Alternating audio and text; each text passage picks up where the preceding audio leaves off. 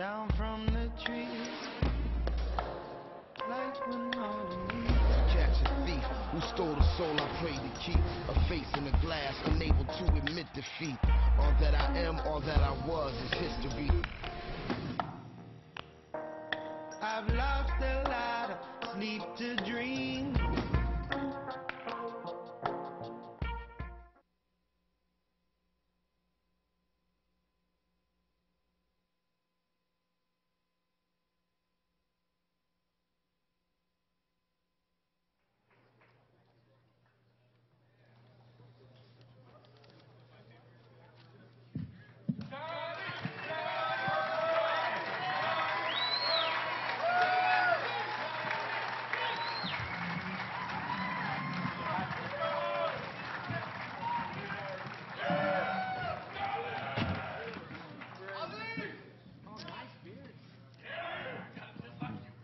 On behalf of the MGM Resorts family, I'd like to welcome the media, the fighters, and our partners at UFC to MGM Grand as we anticipate another exciting championship event this weekend.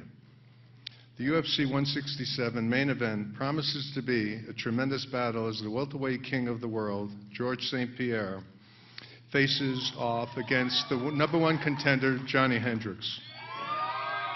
We know the fans are especially excited about this fight because it marks the return of George St-Pierre to the United States for the first time in more than 3.5 years. Saturday night will also be a special evening as our partners at UFC will be celebrating their 20th anniversary in the industry. MGM Resorts would like to congratulate Dana and his entire team for running a spectacular promotion over the last couple of months in North America and internationally. I'd like to extend a special thanks to Frank and Lorenzo Fertitta and Dana for always bringing great events to our properties. I'd also like to thank Keith Kaiser of the Nevada State Athletic Commission. And once again, I'd like to thank you for being here. We look forward to seeing you Saturday night. And now I'd like to introduce Dana White.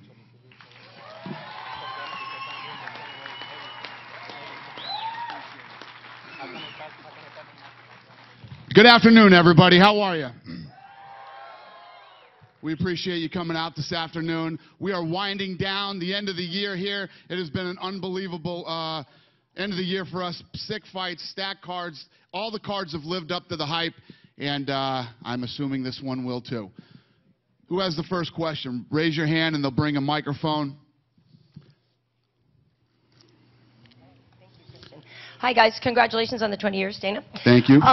Chill, you know, a lot of people assume that you haven't been training for this fight as hard as you usually are, but I know for a fact that you're a guy that finds a workout whenever and wherever you can. But could you just talk to that a little bit and let us know if there's been any pleasant surprises you found training with people on the road or any sort of, you know, just new things that you learned not having the usual camp? Well, I'm not completely focused on this fight, but I've never completely focused on any fight. I've been training for this specific match since I was 9 years old. When I very first got into this sport, I always thought, well, what's going to happen if I have to face another wrestler? And that's the whole reason, you know, I learned to do other things. But I'm not focused on him. There's reasons that Miles Davis has more expected of him than some trumpet player in a wedding band somewhere. Great people do great things. I'm going to be busy on Saturday night. If I have it my way, I'll commentate the undercard. I might even send some text messages in between rounds.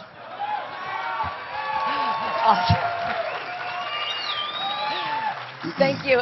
If I could ask you, Rashad, before you fought Little Nog, you talked about having some time off and you found a renewed interest for the sport, and then when you fought him, you admit that you didn't fight to your best. I'm curious now if, you know, the Black Zillions are doing better, Vitor has found a new sort of love for the game, if that's kind of rubbed off on you at all, or, you know, if you yourself are feeling more invigorated once again. Yes, definitely. When you're training with a guy like Vitor and the guys that I train with at the camp, you can't help but feel the energy every single time you go to practice. And, you know, you got to fight in practice. You know, you got these guys that are not just trying to have a great practice, but they're trying to dominate you and beat you. And if you don't rise to the occasion, then you'll get beat up. But when you said before that you were fired up and then You admitted you didn't feel it for a little knock. So how do we know for real this time? I guess you really never know, you know what I'm saying? I mean, you only know until it's fight time. You know, you can feel a certain way going to the fight, but on fight night, everything is different. You know, you can't really predict how you're going to feel from one moment to the next. You know, I can't ask you how you're going to feel in 5 minutes from now because you don't know. You know, you just got to go with the moment. You got to go with how you feel. And as of right now, I feel great, and hopefully it'll carry over until Saturday. Great, thank you. And lastly for you, Robbie, have you felt a new invigoration, kind of keeping on that theme, fighting in the UFC? You come out 2 big knockouts. You know, in Strikeforce you were kind of up and down a little bit more, but it seems already that you've got a better consistency. Yeah, American Top Team's getting me ready, but just fighting in the UFC and being excited to come and work and wake up every day excited that I have a fight in 10 weeks or whatever. And I'm just excited to be here. Okay, thank you. Hey guys, Ron Kruk with Inside MMA. Dana, for those of us who have covered this sport for a long time, this is a very exciting time for us too, seeing the 20th year anniversary. For you, I know Vegas and the MGM are really the home of the UFC, but was there any thoughts about possibly, you know, going back to Denver where it all began, or maybe even doing a stadium show like you did in Toronto for this event? No. Very good. We, you know, as we lay out the schedule for the year, it just made sense to go back to back. George St-Pierre hasn't been in Las Vegas in a long time. You know, he's been fighting up in Canada, and you know, he fought here a lot. In the beginning of his career, he fought in Las Vegas a lot, and you know, even if you're Canadian, all of Canada loves George St-Pierre. And it doesn't suck to come to Vegas, especially this time of year. So. No, it doesn't. Beautiful day today for sure. Can you tell us a few of the people that you've invited? I know that you're really reaching out to those pioneers who started the sport and some of the guys that really created the UFC as well. Could you give us some details on that? Yeah, you know, our guys that are active in the UFC now, you know, we're putting on fights, it seems like 3 times a month now, and you know, they've been to all the big fights, they've done things. For any of you that have seen the documentary, I think that I like that the guys who started this thing, they've always come off as like the bad guys. They're not the bad guys. If it wasn't for those guys, we wouldn't be where we are today. And this show is to celebrate them. You know, I've really put together some amazing stuff for them this weekend. I think that we're going to blow their mind. They're going to have the best time they've ever thought they could have at a UFC event. So they can come in, enjoy this 20-year anniversary, and kind of just look around and although they didn't know it at the time, look around and see what they created. Yeah. Question for Dana. Ben Baudouin from RDS in Montreal. Dana, George took part in some of the biggest events in recent history of the UFC, UFC 100, UFC 129 in Toronto. Is there a reason why you chose him to headline this card for this 20th anniversary? Yeah, well, first of all, he fell on this date. It worked out that way. But there's no doubt about it. I've said it forever. He's the pay-per-view king. Nobody sells more pay-per-views than George St-Pierre does. So we just got lucky that he landed on the 20-year anniversary. Is he kind of a symbol of what you try to achieve as an organization, like to be mainstream? He's pretty mainstream as a fighter. Is he symbolizing the old UFC that you're trying to become? You know, I don't know. I mean, there's been an evolution in the UFC, you know, not only since the early days, but since we've bought it. You know, the only thing that I can say about George St-Pierre, and I say it about him all the time, you couldn't ask for a more perfect champion. You couldn't ask for a guy who works harder. You couldn't ask for a guy who represents the brand better, who represents the belt better, who represents his country better. He's an absolute professional and perfectionist at everything he does, and it's been an honor and a pleasure working with him throughout the years. And I, you know, with all the stuff that's been being said this week, I hope we're going to continue to work with him for many years to come. Speaking of that, do you fear he's going to retire in the cage this Saturday? He's not retiring. That's bullshit. Question in French for George. Georges, hier, dans son scrum, Johnny Hendricks accusé, entre guillemets, de dopage. Il a dit, si vous le regardez, il est beaucoup plus petit qu'il était avant. Donc, il a fait référence au fait que tu aurais peut-être arrêté de prendre des stéroïdes en prévision de ce combat-là. Qu'est-ce que tu as à répondre à ça? Est-ce que tu es plus petit que tu étais?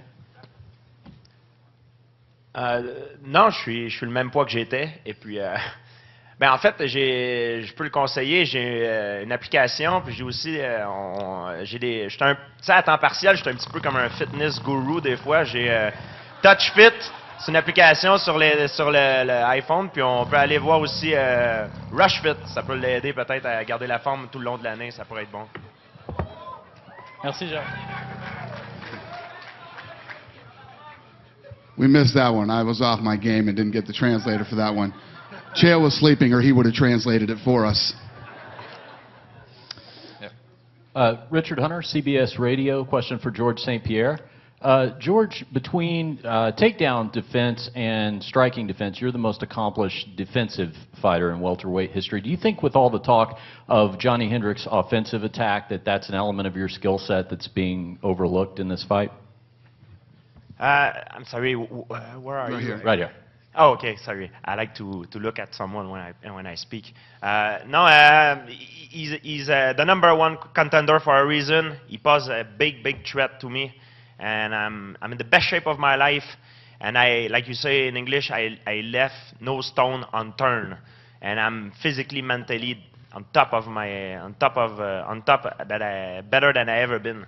So by doing this, and my confidence is very high, and even though he's posing a lot of threat, I'm confident I'm going to win the fight. Question for Chael Sonnen. Chael, you're in the unusual position of knowing who your next couple of opponents are going to be. Some fighters would find that a distraction, but you're the master of promotion. Do you find it handy that you can multitask and promote a couple of fights at the same time? I like to know what's going on. Yeah, I think that it's very nice. I'm a wrestler. I come from a tournament background. We take on 4 or 5 guys in one day, and we never know who it is. If I have any frustration in this sport, it's that we only get 3 fights a year. I wish that we could fight a lot more times. So, you know, I'm happy about that. But before everything, I'm a fan first, man. This is 20 years. The only thing bigger than this is Vanderlei Silva's forehead. I cannot wait until Saturday night. The true welterweight championship is on the line. In every division, including mine, we've got 5 guys that are arguing they're the #1 contender. Every 170-pounder alive has stepped aside and said, Johnny Hendricks, come on through. This is so rare that you have the 2 best guys, unarguably, fighting for the title. And lastly, for Robbie Lawler. Robbie, Rory McDonald said in his last fight he thought that Jake Ellenberger was hesitant to engage, and that's what made it kind of a lackluster fight. Do you see any scenario Saturday night in which you fight that cautiously? No, I don't really fight that way. I'm coming to fight. I'm sure Rory's coming to fight, and we're going to meet in the center of the octagon, and we're going to get it on, plain and simple. Dana, to your right. I know you guys are going to start working on your next 5-year plan pretty soon, which will take you to the 25th anniversary, which is arguably a lot bigger than the 20th. Can you kind of tease some things about what you guys might have planned over the next 5 years and what you might do for the 25-year anniversary? I'm definitely not thinking about the 25-year anniversary, but yeah, we've got one thing that, you know, you can... Any of our detractors can say whatever they want about us. What they can't say is that we haven't raised the bar every year and continued to take the sport to another level and this company and the things that we have planned over the next 5 years. I obviously can't tell you what we're working on, but we're going to... I'd say the things that we come out with in the next 2 years, people will be going, wow, they did it again. And a lot of it has to do with our global plans and things that we're working on here locally with Fox. Hello, my first question is for you, Dana. How pivotal do you see the welterweight battle between Robbie Lawler and Rory McDonald? I love this fight. I love this fight because these guys are both, you know, in that position right now. And, you know, I know that Rory took a lot of heat for his last fight with Ellenberger. This is the perfect fight for both of these guys. Like Robbie Lawler just said, which I agree 100%, Robbie Lawler doesn't fight that way. He's going to come after Rory, and both guys are going to perform, and I predict that being one of the best fights of the night. It's tough, you know, when you talk about what fight of the night could be, we do it every time we have a fight. It's tough. I mean, just look at the dais here, you know, of the fights that are happening, and there's so many more on the card. So I expect a great night, but I expect that to be an unbelievable fight, which is the perfect timing for both of these guys, no matter who wins. This is a big fight for both of these fighters. My next question is for Johnny. You did a lot of work at OSU ahead of this fight, your alma mater. I'm just curious to know, how much do you think that'll play a factor in getting George St-Pierre to the ground? Who said I want to take him to the ground? You might want to. There you go. I want to keep it on the feet, you know. That's my strongest thing is, you know, I want to keep the fans happy, knock him out. You know, that's my only goal. If I have to use my wrestling, it's going to keep it on the feet. Or if I have to win the round and steal the round, I can use it. You know, I've proven that I can use my wrestling to take people down. But I like to play to the fans. If they don't like what I'm doing, we'll put it back on the feet and go from there. And my last question is for Josh Koscheck. Being that you were a part of the very first season of The Ultimate Fighter, now you're coming up on a moment here where it's your 23rd fight with the UFC. How important is it for you to make an impact in this fight, being the history that you have with the organization? Well, back when the Ultimate Fighter was first came out, I think there was probably maybe about 5 of you setting out here. So, you know, now just take a look around and see what you know, the partners with Fox and the growth of the UFC. Back then there was only maybe 6 to 12, you know, pay-per-views a year, and then they started the Ultimate Fight Nights. But you know, the sport has changed in the past, you know, 5 to 10 years. It's crazy to see, you know, as you guys can all see now. It's, you know, this place. There was no fans coming to, you know, the press conferences, and, you know, the weigh-ins were pretty busy, but not like they are now. So it's just a tremendous growth of how this sport has changed. And for me, you know, fighting my 23rd time, you know, this is the biggest fight of my career. You know, I thought that, you know, oh, Ultimate Fighter might have been the biggest fights of my career, but no, this is 10 times bigger than that. So I know what's at stake here. You know, I know that I've been around for a long time, and you know, I've had some good days and some bad days in this game, and that's part of you know, being you know, a mixed martial artist. Thank you. That was Josh's one fan. Thank you for coming. We appreciate it. Don't lie, Dana. You're my number 2 fan. Thank you, Mrs. Koscheck.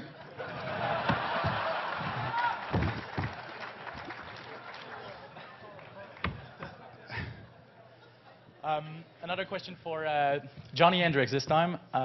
Johnny, we learned to know you when you were in Montreal the last 2 times. You're a very fun guy. But yesterday you had some pretty harsh comments against George St-Pierre. You said you can't wait to hurt him. Is there, and when we saw you previous times, you were like a gentleman to him, very nice. So is there a particular event that changed the behavior at this fight? No, I want to beat him, of course. You know, why am I taking this fight if I didn't want to beat him? You know, now it's competitor versus competitor. You know, I'll be nice and friendly today, but my mind is to kill him, you know, not in that sense, but it's to beat him, to demolish him, you know. I want to win where he doesn't want to fight me again. You know, that's the way I go with every fight. This fight's no different than any other. He's done a lot of things, but that doesn't matter. When he steps in the octagon with me, the past is the past. I plan on making a new future. But do you feel more anger toward George now than you had last summer? No, man, I like the guy. You know, I like him. That's one thing that's nice about our sport. Yeah, you talk a little trash, but I like him. I respect him. He's done great things for the sport. I just think it's my turn. And Dana, this whole anti-doping kind of controversy, do you feel it helped hype the fight, or it? The what? What did you say? The kind of the doping controversy, the test that George takes, that Johnny doesn't take. Does it help to hype the fight or not? What did he say? Hey, Wada and the Vada. anti-doping thing. Hold on. Sorry. I said let's do WADA. WADA is way tougher than VADA, like we talked about yesterday. Yeah. The reason why I'm getting upset with you is we're at the 20th anniversary of the UFC. These guys up here, great fights, and you want to talk about a doping thing. Really? You know what I mean? Like, this is UFC. We get tested. We do all these things. I've never been busted by anything. I don't accuse GSP of anything. I just want us to put on the greatest fight that UFC's ever seen. That's it.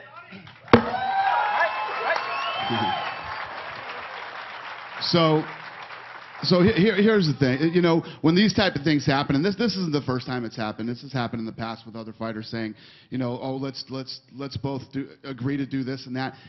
It never works. You're never going to have two guys who are competing against one another agree on the testing that they're going to do.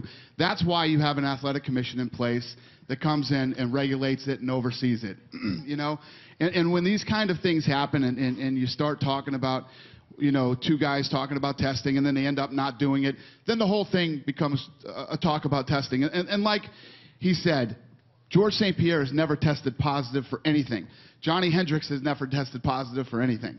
They've both never tested positive. You know, the thing has gotten legs that it shouldn't have had because of, you know, how it started out and how these guys started debating it. That's why it drives me crazy. We're regulated by the government. The government will test both of these athletes when they fight on Saturday night. Thank you, and sorry for my English. It's all good. Hey, Josh, question for you. And following up on your answer where you said things have changed, you know, since you came into the UFC, obviously the things that Dana calls the bells and whistles and the press conferences and all that have changed. But what about with more at stake for you guys as athletes? Has that changed the fights in any way? I think it has. You know, I mean, if you look at the last couple cards, you know, for example, Diego Sanchez and Gilbert Melendez card, I think if, there's a good chance that Diego could have been jobless after that if he didn't put on such a great fight, you know. So, it's same with me, you know. My butt's on the line, you know, when it comes Saturday night, you know. I mean, my last performance wasn't great, and, you know, the one before that was, you know, okay, but, you know, we got to come out and win. In this sport right now, there's a lot of people that are waiting in the limbs to get into the UFC, and the UFC knows that there's a lot of guys, that they have on roster, and, you know, there's always a lot at stake, you know, when it comes, you know, financial and winning and losing fights. So, you know, for a fighter, you got to come out and you got to compete and you got to win. And Rashad, if I might, I don't mean to break up the text there, right in front, directly in front of you. He's talking to his financial advisor right now. I was just curious, you know, since you were on season 2, you know, you were one of the pioneers of the Ultimate Fighter 2. Do you feel that same, you know, the pressure that has changed, more is at stake as an athlete now than when you first began? And does that change the way you look about your training and your preparation and just your overall fight game? Yeah, I mean, in most part because, you know, since then, this has become more of a job for me. I mean, the fact that at that time when I was on Ultimate Fighter show, I didn't really know where this can go. But once I've been in the UFC, once I've had success in the UFC, the pressure's on. You know, now I'm the guy to beat. Before I was trying to beat the guy, now I'm the guy to beat. So, you know, it's a lot of pressure for myself to go out there and compete at a high level, but it's also pressure, you know, to stay in the organization. You know, it's not easy to be in the organization as long as I have been in, especially the way it is. You know, this is the fight business. In the entertainment business, it doesn't last long, and you got to maximize every opportunity you get. And you know, with that said, you know, the pressure still, you know, it can get to you, but you have to remember why you started, and you have to remember to at least have fun doing it. Yes, sir. The National Football League has many big problems with concussions. Hockey is having problems with many kind of injuries. How does your sports compare with other major sports? Yeah, well, obviously, if you look at our what happened to us last year, we had a lot of injuries last year. You know, we had literally every fight last year, the main event or co-main event falling off due to injuries. We've had some injuries this year. This is a contact sport. You know, when you train for one of these fights, a lot of these guys, training camp is a lot tougher than the actual fight itself. And so we're always going to have injuries. It's a professional sport. It's a combat sport. It's a contact sport. And then as far as concussions go, like what's happening in the NFL, I'd say the difference between the past, the NFL in the past, not today, you know, they've obviously tightened things up now with concussions. But when you get a blow to the head here, you're on medical suspension. You can't fight. You can't have any contact for 90 days. And then even after the 90 days, you have to see a doctor, and you have to be cleared by a doctor before you can come back and compete. You know, we're very lucky that we have a huge roster with tons of talent and tons of stars. I'll give you an example. My favorite team, the New England Patriots, if they lose Brady, that's a season for them. Their season's done. You know, we don't take any type of risk with our athletes, and we're very in front of safety. I hope I answered all your questions. Hi, it's Karen again. I actually have a question for you, Ali. We've seen Khabib Nurmagomedov and Rustam Khabilov come over from Russia and do very well so far. I'm just curious if there's something that you think that you bring to the UFC. We've seen some amazing suplexes from them, and just something that maybe Russian fighters are bringing to the UFC that we haven't seen yet, something different that we can look forward to seeing from you and more of your kind. Мы уже видели, как Рустам и Хабиб пришли в UFC, делали очень достаточно великие, интересные вещи, которые даже не наблюдались ранее. Как ты считаешь, ты можешь предоставить что-то, что раньше не было замечено в UFC? Спасибо за вопрос. В первую очередь хочу сказать, что у нас в Дагестане живут великие люди, и если мы куда-то за родную, за родину выезжаем выступать и стараемся делать все, на что способны, и показывать все, что можем делать. The wrestling school in Dagestan is actually one of the best in the world, and being such a small country, we are incredibly patriotic about it, especially if we go abroad to represent it. You know, it's we get a great charge. Question for Dana over here. To your left. Right. Your left. Hey. Hey. Prior to the first Anderson Silva-Chris Weidman fight, you said Anderson has done so much in this sport that if he loses, he'll get an immediate rematch. Does the same apply in this main event? I mean, we'll see what happens. We'll see. Obviously, George St-Pierre has had the belt since 2007. And then before that, he had the belt. Before that, he lost to Matt Serra. So, you know, all fights are different. We'll see what happens. We'll see how the thing plays out. I mean, it would be kind of a weird thing for George St-Pierre not to get another shot at the title. It'd be hard to say that he's still not probably the #1 contender if he loses the belt on Saturday night. But we'll see what happens. Has he told you yet what his big plans are? He hasn't told me anything. I walked back here a few minutes ago before we came out. I saw him. I said hello. That's his business. It's none of my business. And it's none of your business either. Well, actually, I actually think that is my business. You might be right. George, do you want to tell us what your plans are? Is this the right time or not yet? Not yet? No. No. Will you do it on Saturday? I don't know. Johnny, how about you? Would you want to give him an immediate rematch? Because Chris, that was a big thing that he was saying before the Anderson fight. Yeah. Yeah, why not? If I beat him once, it means I can do it again, right? So, yeah, for sure. And then back to George. Some fighters complain when their opponents have big beards. They say that they want, you know, to ask for them to shave. Hey, stay off the beard, I just dude. want to. Stay off the beard. I know where you live. I know where you live. Do you have an issue? You haven't fought someone with a beard like that? I haven't think about it. I don't know. I don't think so. No. Also, in the prime time, you were very beat up. Your face, you had a black eye, and you seemed to have an edge to you. In the interviews, even in the last scene when they were showing your eyes and kind of the stress that you were under, do you have more of an edge? Do you have more pressure going into this fight? Have you put more pressure on yourself? No, the pressure is always there. But the reason why I had maybe a bruise or something is I was sparring very hard when they came in the prime time. I was like I don't remember, like a few weeks away from the fight, and I had good sparring. And sometimes when you get hit, like you have a black eye, it comes after, you know. So, you know, it's the nature of the sport, so it happened. Okay. And a question for Tyron over here. Last time we saw you, obviously, you suffered a loss. It seemed like maybe you weren't as aggressive as you have been in the past. Of course, your first fight in the UFC, you were very aggressive and it ended quickly. Looking back, can you pinpoint why you fell short in that fight against Jake? I think I just possess a lot of tools, a lot of gifts, and I have to use those gifts every time. And I think in that fight, he really didn't capitalize on anything, but I really didn't make him pay. I made him miss. I kicked him to the ground, spinning back fist him, but I really didn't pounce on him. I really didn't make him pay. Good thing I like about this bout with Josh. Josh always brings it every single fight, and he's always in great shape. And he's a guy that's going to force me to use the tools in my box. He's going to force me out of my comfort zone. I think that's when I fight the best. Okay, and then one last one for Josh. You mentioned, which is a pretty big statement, that this is the biggest fight of your career, especially considering the fact that you've fought for the belt before and you've had some very big fights.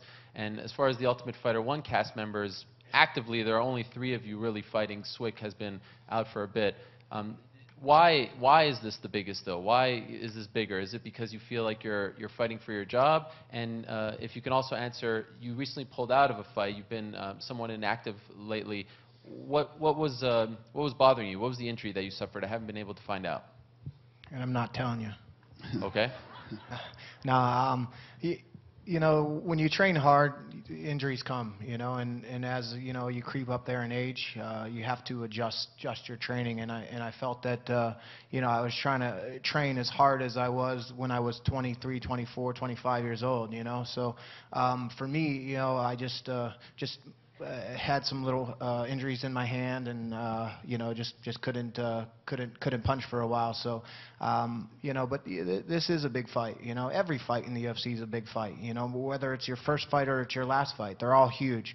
You know, and it's no longer you're fighting in front of, you know, a couple thousand people. You know, you're fighting in front of millions in the whole world. You know, so you know, every fight's big, and this definitely is a big fight for me, and I'm looking forward to you know, Saturday. I've trained hard, and I'm in great shape, and I'm super excited about it. Thanks. Nancy Audet, TVA Sport. Question pour Georges St-Pierre. Georges, quand tu as décidé de payer une agence pour des contrôles antidopage, l'idée derrière ça semblait positive.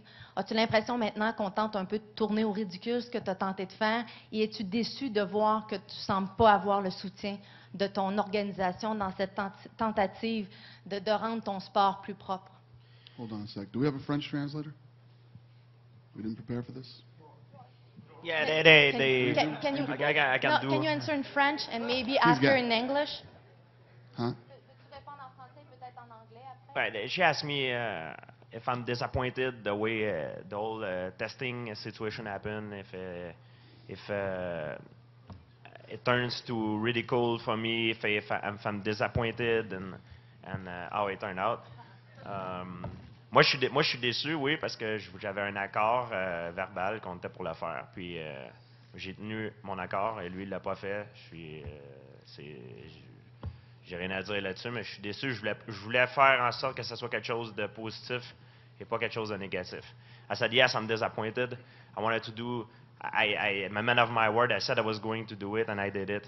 I'm disappointed. It turns out like it did. I wanted to do something positive. I've been accused in the past, and I wanted to show everyone that it's possible to be champion and without using drug. And I wanted to make a statement, raise the bar. I didn't want to do anything negative by doing what I did. It was all positive, and I'm a little bit disappointed. It turned out the way it did. Yes.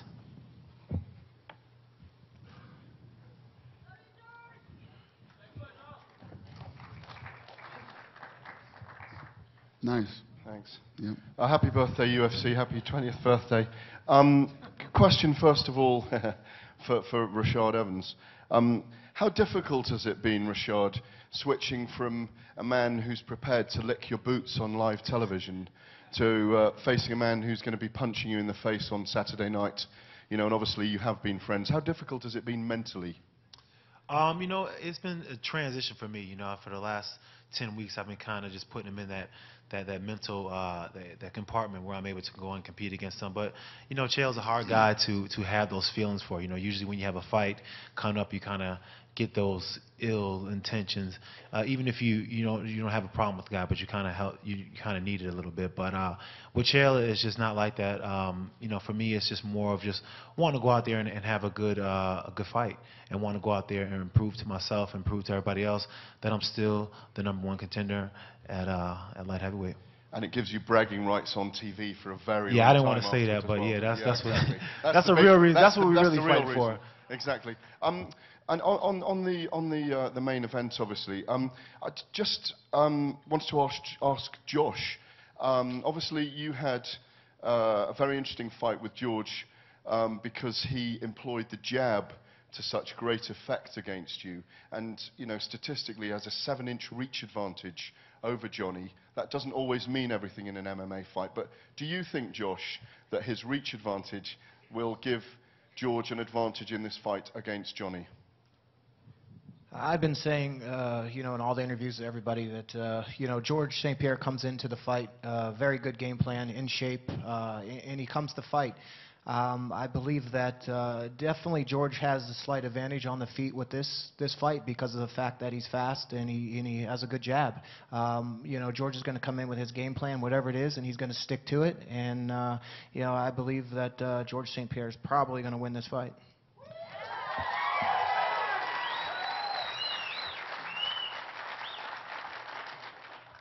Conversely to that, Johnny, when you fought Carlos Condit, he has a 7-inch reach advantage over you as well, but you seem to get in fine and land a lot of shots on Carlos. So how are you going to get in on the inside against George? Same way that I did with Carlos. Throw heavy hands. He's got to respect my power. If he doesn't, it's going to be a short night. And that's one thing that I'm going to use. And plus, I'm a wrestler. I'm smaller than him. I'm shorter, but I'm bigger. I'm going to step in the octagon around 200 pounds. He's not used to that. And, I'm going to use my power and my speed. And plus, you saw in the Carlos Condit fight, too, that I can take people down just as easy as he can. And so we're going to see. It's going to be a battle of wrestling. I know that. But I know I can use my hands to prevent that. Great main card here, UFC. Thank you very much, gentlemen.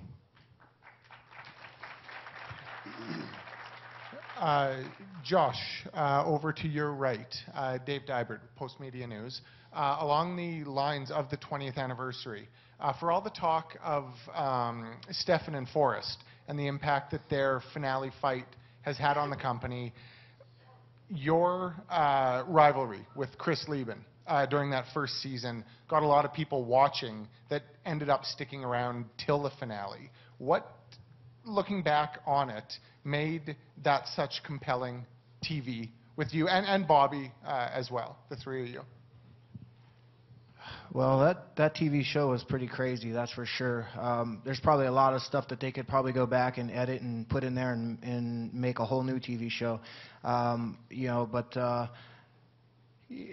when you're young, I guess you a little bit more crazy, and there was a lot of craziness in that house, so it made for good TV. But at the end of the day, if you look at the fighters that came out of there, there's a lot of good fighters. We took a lot of heat in the beginning. Oh, these guys aren't fighters; they're just reality TV guys. And then 2 years later, you see guys went fighting for the title, and Stephan Bonner or Forrest Griffin was a champion. Kenny Florian's fought for the title 2 or 3 times.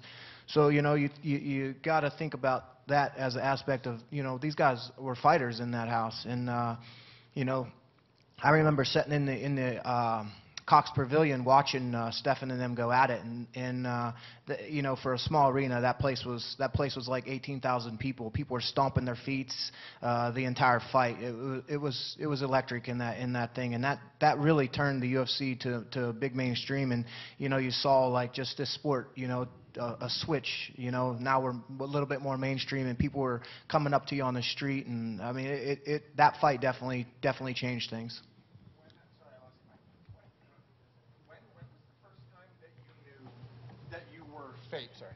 When did you know that you were famous? That you were no longer, Josh Koscheck? I'm not sort of famous.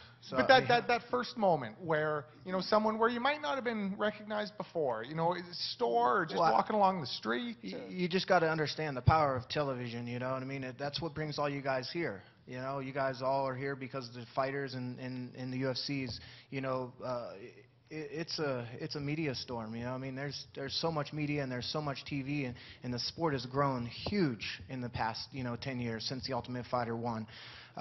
This sport has changed big time, and you can see it from the fights all the way to the way the UFC manages it, how many shows they're putting on. I mean, this sport is come huge in the last 10 years, let alone over since the beginning, whenever the first show was in Denver. So it's amazing to see transition and how much better the fighters are becoming. Years before, you saw back in the day, it was wrestler versus striker, or striker versus grappler, or now it's mixed martial artist versus mixed martial artist. I mean, look at this main event, for example. Johnny Hendricks isn't just a wrestler. He's had several knockouts. George St-Pierre isn't just a kickboxer. He can take guys down. So it's fighter versus fighter, mixed martial artist versus mixed martial artist, and that's the great thing about this sport. And just like you said, a lot of emphasis goes on Stephan and Forrest, because that was the fight that did it and launched everything. But we had the perfect cast at the perfect time, and that whole. It's funny because I've been talking about that a lot this week. The Koscheck, Lieben, Bobby Southworth thing. Bobby Southworth was as much of that first season. He might not have gone on and might not still be in the UFC, but I called him last week and talked to him. And when that thing heated up, when that whole thing blew up with those three, that's when the season peaked. It was like around episode 5 or 6, and that thing peaked at like 2.2 million viewers with no advertising, no nothing. And it was the perfect cast at the perfect time, and it's just amazing. But every guy that was on that show, from Diego Sanchez to Josh Koscheck to Bobby Southworth and the rest of them, all played a big role and a big part in where we are today. A quick question for Rory McDonald. Rory, you've made it clear that you have no interest in fighting George St-Pierre, your friend and training partner. So with a win Saturday night, what are your thoughts? Would you consider moving to a different weight class? Give us a little idea on your future.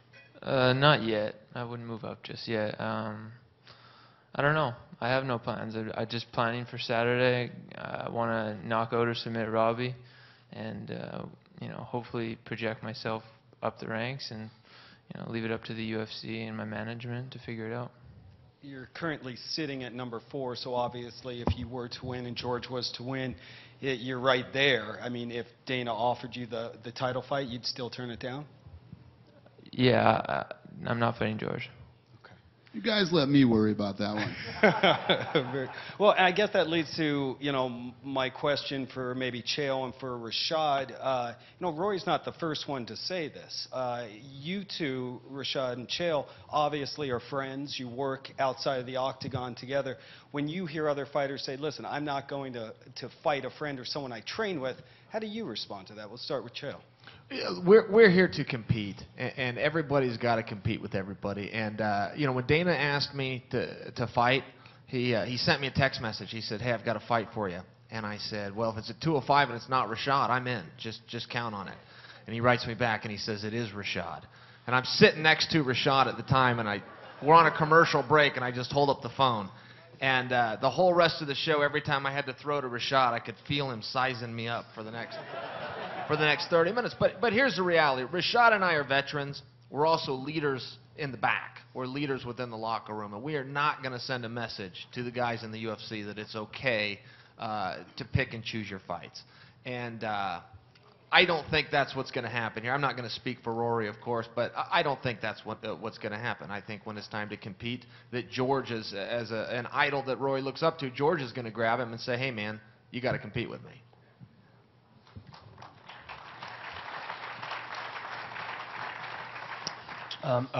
Dana, to your left. Oh, wait, he didn't answer yet. Me and Chael's situation was a bit different, being the fact that, we don't have a training history together. I can imagine for these guys having a training history together is 10 times hard. We're friends and stuff like that, but at the same time, had we spent the time training together, going through those rough training sessions and the time you spend with a training partner and everything that goes into it, the decision to fight each other would have been hard, because it was hard already for us to make the decision, and we hadn't really had that time training together. All right. Okay, so I'm going to ask you a question for George in English for the benefit of all the people here. There's been many talk, George, about you moving up. I know you're focused on Johnny and Saturday night, but I'm going to ask you still. But what about moving down in weight and making lightweight? Well, it would be really hard to do. I don't say it's impossible, but I haven't considered it yet. It put a lot of things in perspective, and I'm gonna say the same thing I've been saying for 5 years. I'm focusing on Johnny Hendricks right now. I'm not thinking about that right now. And if it happens, when it happens,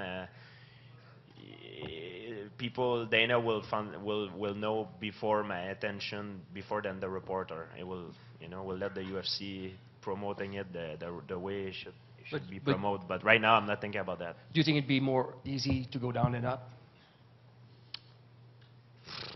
I'm not very big welterweight. I would say medium-sized welterweight.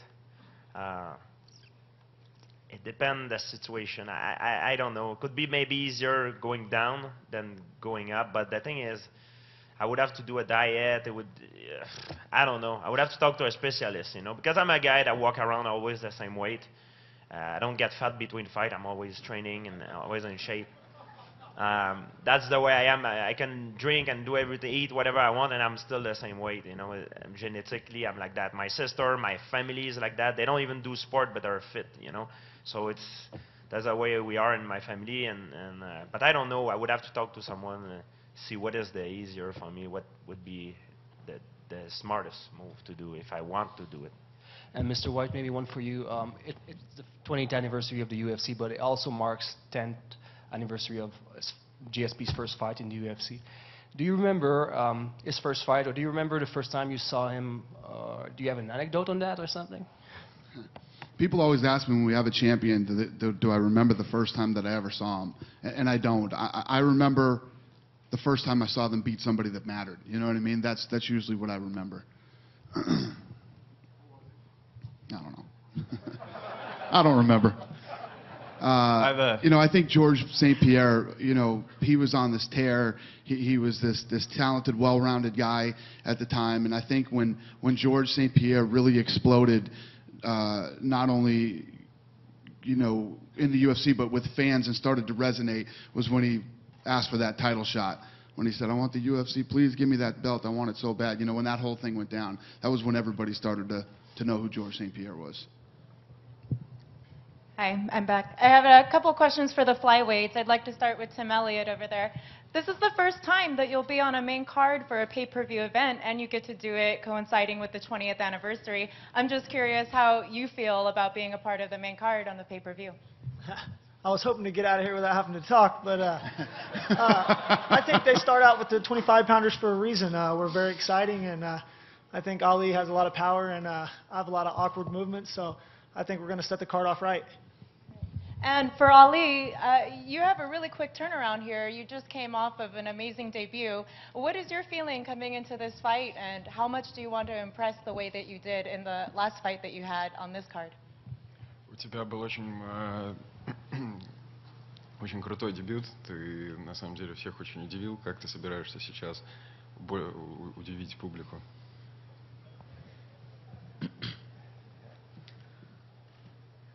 Я сейчас ничего не могу сказать. Все будет видно в субботу, 16 ноября. Вот, как Всевышний распорядится, так и все и будет.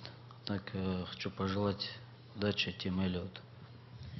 He says he doesn't really want to predict what's going to happen because he really doesn't know.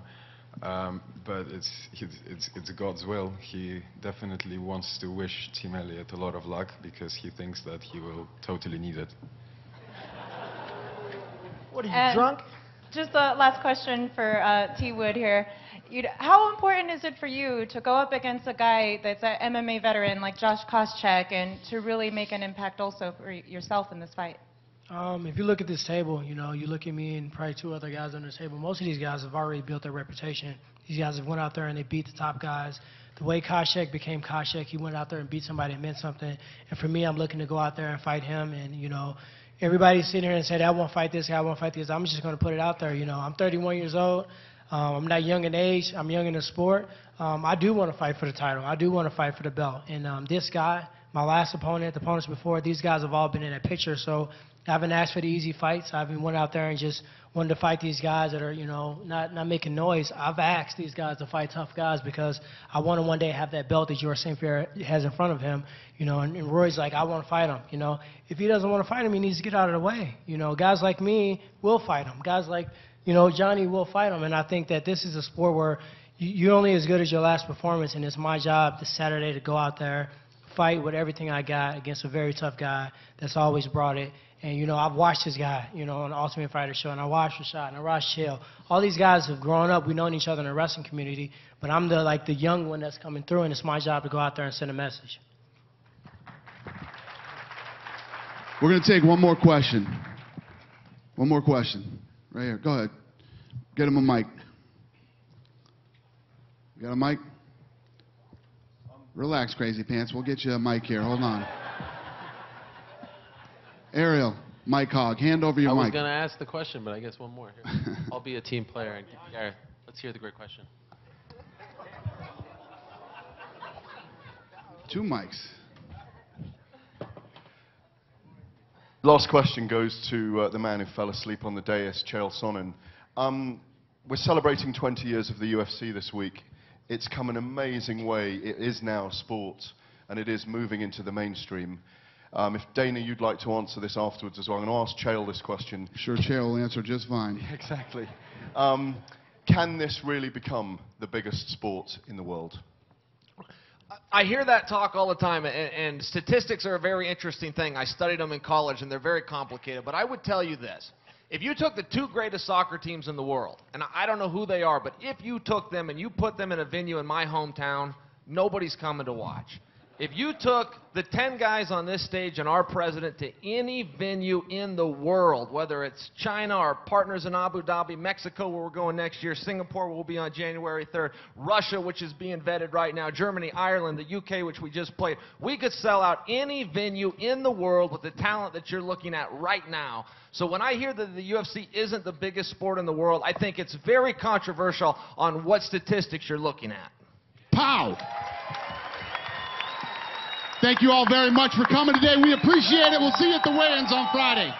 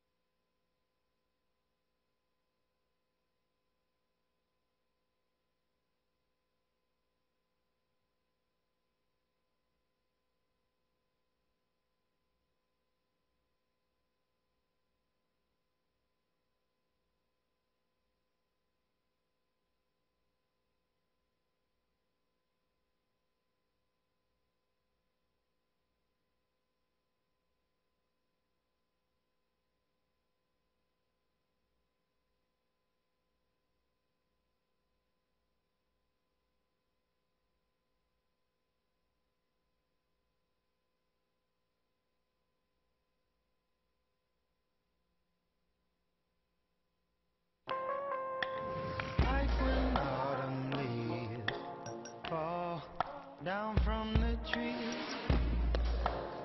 like when Martin catch a thief who stole the soul I prayed to keep. A face in the glass, unable to admit defeat. All that I am, all that I was is history.